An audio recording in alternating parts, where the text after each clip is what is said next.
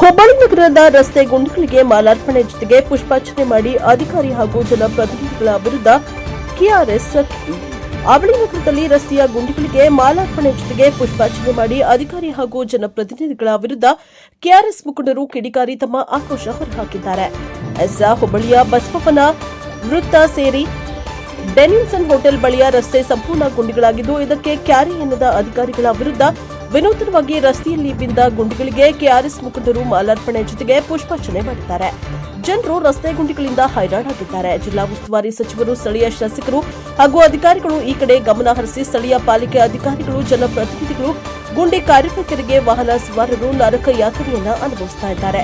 ಪಾಲಿಕೆ ಅಧಿಕಾರಿಗಳು ಇದಕ್ಕೂ ನಮಗೂ ಸಂಬಂಧವಿಲ್ಲ ಎನ್ನುವಂತೆ ನಡೆದುಕೊಳ್ಳುತ್ತಿದೆ. ಈ ನಗರದ ಪ್ರದೇಶದಲ್ಲಿನ ರಸ್ತೆ ಗುಂಡಿಗಳಿಗೆ ಅನೇಕ ವಾಹನ ಅಪಘಾತಕ್ಕೆ ಒಳಗಾಗಿವೆ.